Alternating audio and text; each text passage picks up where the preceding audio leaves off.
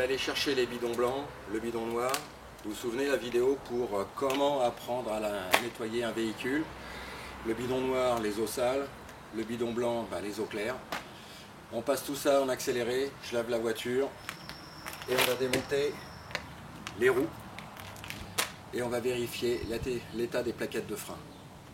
Alors souvenez-vous aussi d'une chose, c'est que la mécanique c'est sale, mais il faut travailler proprement. On démonte la roue et on attaque. Générique.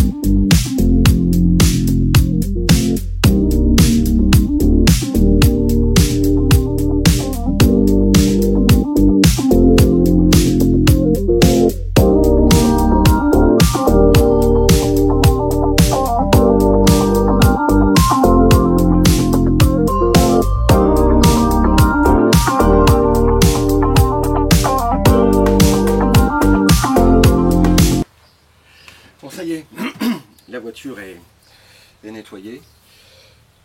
Elle en avait bien besoin.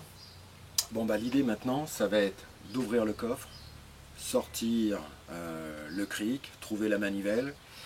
Bon, manuel d'utilisation, bon, dans le cas présent, il n'y en a pas. Un petit travail de recherche dans le coffre.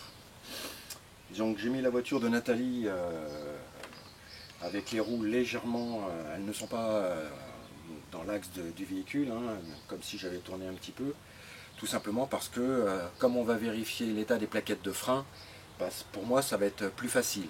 Donc ensuite, là on va soulever le véhicule, on va tout sécuriser, évidemment mettre le frein à main pour éviter une dérive du véhicule, et puis on va faire ce qu'on va appeler une petite visite diagnostique. Donc on a sorti le cric. Bon, qui visiblement n'est pas vraiment graissé, hein. Donc on va peut-être lubrifier le pas de vis.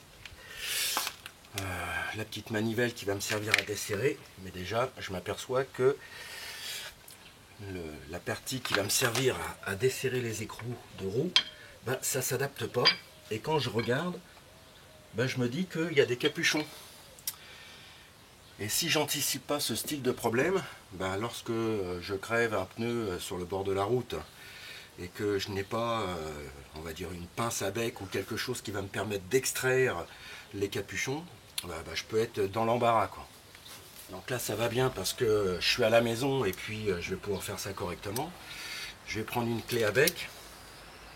Donc à mon avis, ce style de petit outil à mettre impérativement avec la roue de secours, hein, enveloppé dans un torchon, légèrement graissé pour éviter que ça rouille, parce que il va falloir extraire le capuchon qui protège les écrous de roue. Une fois que c'est fait, on essaiera de desserrer l'écrou de roue. Voilà.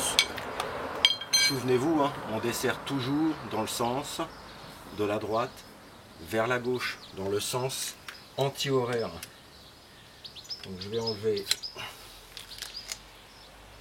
les 4 écrous. Enfin, les 4 protèges écrous. Voilà. Alors que le pneu est complètement sur le sol, je vais pouvoir desserrer.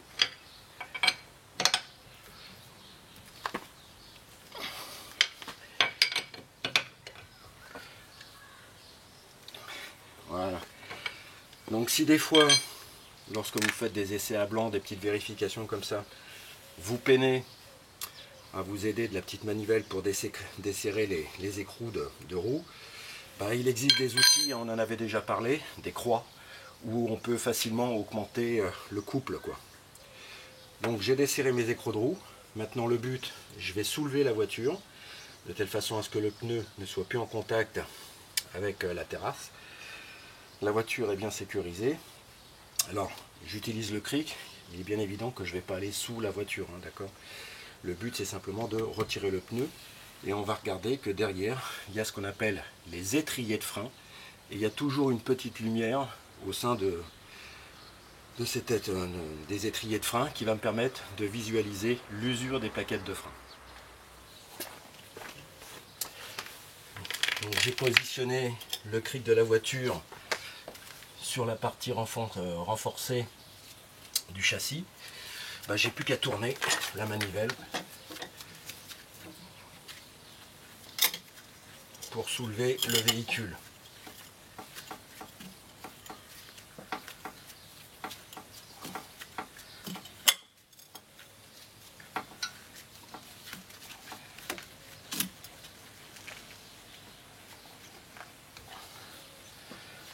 Voilà, on soulève le bras.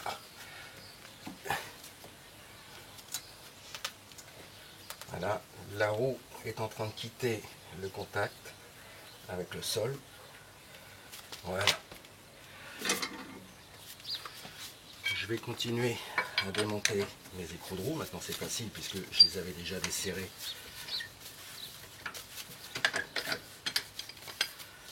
Voilà.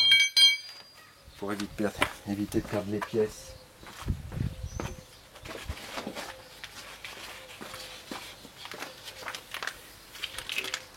La petite barquette à viande, comme ça au moins il n'y a pas d'impureté non plus. Alors je m'aperçois aussi que les écrous là sont pas tellement graissés. Ça va être des choses à faire également.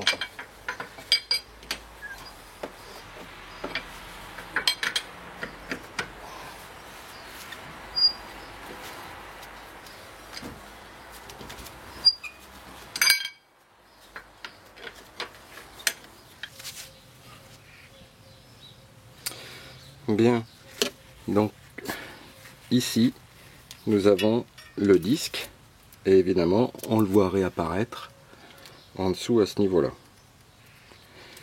Ici les deux petites rondelles qu'on voit à peu près par là, bon ça ce sont les garnitures qui assurent l'étanchéité du piston qui se trouve là, et lorsque j'appuie sur la pédale de frein, le liquide de frein va pousser le piston qui lui va pousser également les plaquettes de frein contre le disque. Donc là le but c'était de vérifier l'état des plaquettes de frein. Donc on voit ici, donc là on a le support de la plaquette de frein et là on a le patin de frein. En fait, bon j'avais déjà changé les plaquettes de frein l'an dernier, ça aurait été étonnant que les plaquettes de frein soient complètement déjà usées, quoi, complètement bouffées. Donc alors maintenant je pense que puisque le problème ne vient pas de l'usure prématurée des plaquettes de frein, je pense plutôt peut-être éventuellement à un problème de piston de l'étrier de frein, c'est cette pièce là hein, qui reste un peu coincée dans cette pièce là. Bon, ça ce sera du niveau rouge parce qu'il va falloir démonter les écrous à colonnettes, il va falloir démonter l'étrier de frein, démonter le piston et voir si ça fonctionne, si ça coulisse bien, et puis évidemment changer le liquide de frein et tout purger. Dans la composition des plaquettes de frein, donc ici on voit bien cette partie métallique qui s'appelle le support de la plaquette de frein. Ici on a le patin. Donc on voit qu'il y a quand même une épaisseur qui avoisine les 10 mm, quoi, avec en plein milieu une rainure qui va nous servir à deux choses. La première chose c'est l'évacuation quand ça frotte, l'évacuation des petites matières ferreuses, ça va s'évacuer par la rainure, mais surtout pour nous en l'occurrence pour aujourd'hui, ça va nous servir à repérer l'usure de la plaquette. En fait c'est un repère d'usure. Donc on voit le patin, la semelle, son épaisseur.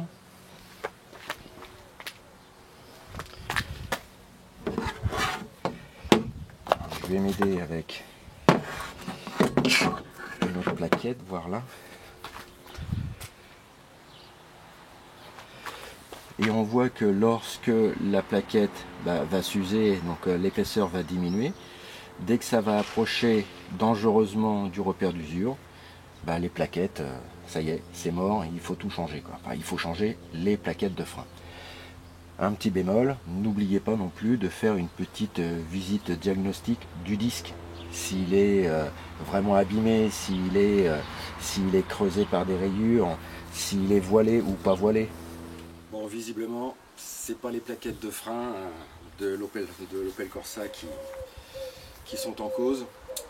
Bon, ce qu'on va faire, c'est que on va remettre la roue, on va resserrer les 4 écrous, les 4 vis de roue, on va descendre la voiture et on va resserrer les écrous de roue au couple qui va bien. Alors sur une Opel Corsa, pour information, c'est 110 Nm.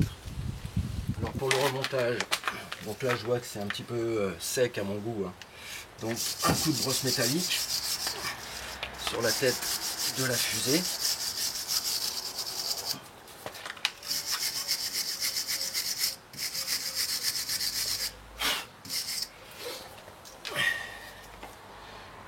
Une petite noix de graisse.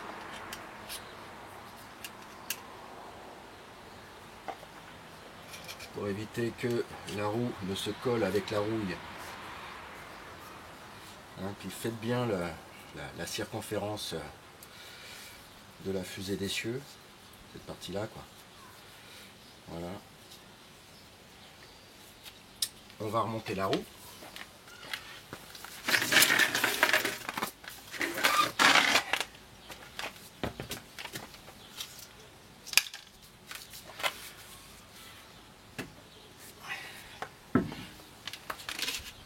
On va mettre un tout petit peu de graisse sur le filetage des écrous de roue.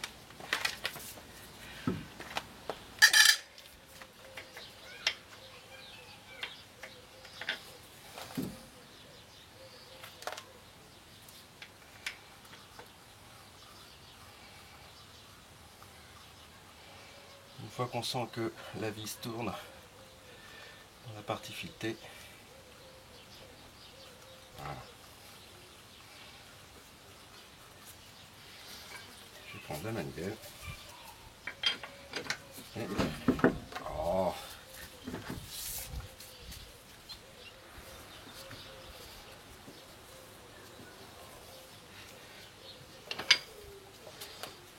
Et je fais la même chose pour les 4 écrous qui suivent. Un petit peu de graisse sur les tiges filetées. Je commence à serrer. Manivelle et je serre.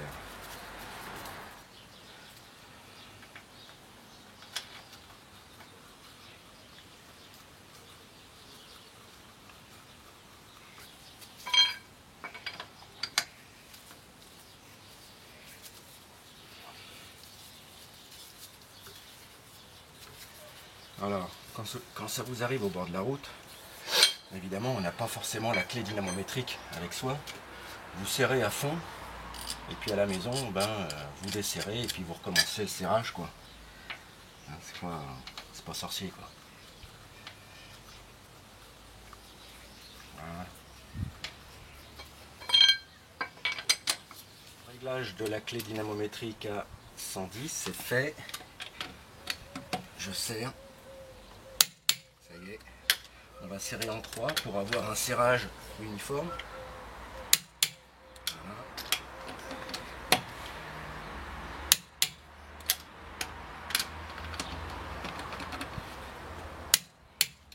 Et il n'y a plus qu'à remettre les petits capuchons. Alors cette petite vérification, là en l'occurrence elle est motivée parce que lorsqu'on appuie sur la pédale de frein, la voiture se déporte légèrement sur la gauche. Donc si ça se déporte légèrement sur la gauche, j'ai certainement un problème sur la roue du côté opposé. Enfin bref, il va falloir donc, c'est ce qu'on a fait à l'instant, vérifier l'état des plaquettes de frein, quoi. Alors, c'est à faire par qui? Essentiellement par le conducteur, c'est lui qui va bien se rendre compte lors des essais sur route, lors d'un voyage, ce qui déconne ou ce qui déconne pas, quoi. Quand faut-il le faire? Là, on décèle une anomalie, mais il n'empêche que lorsque je roule, si je fais beaucoup de villes, forcément, entre les feux rouges, les stops, les céder le passage, donc je vais solliciter beaucoup la pédale de frein, donc les disques, donc ça va s'user beaucoup plus vite que si je faisais de l'autoroute tous les jours, quoi. D'accord? Donc il ne faut pas raisonner en termes de kilomètres, se dire tiens, au bout de 50 000 km, il faut que je change mes plaquettes. Si le gars il a fait 50 000 km d'autoroute, il n'a quasiment pas usé ses plaquettes de frein. Par contre, quelqu'un qui a fait 50 000 km en faisant que de la ville, oui, là, les plaquettes sont esquintées, quoi. Voilà, donc, organe de sécurité, à vérifier correctement, hein, parce que lorsqu'on se dit, pourquoi je vérifie, il faut que ça freine une voiture. Hein. La plus grosse difficulté, en fait, lorsqu'on met quelque chose en mouvement, c'est pas l'accélération et de mettre une voiture en mouvement, c'est surtout savoir l'arrêter parfaitement bien, quoi, d'accord? Donc voilà, j'espère que vous surveillerez tout comme moi, vos plaquettes de frein.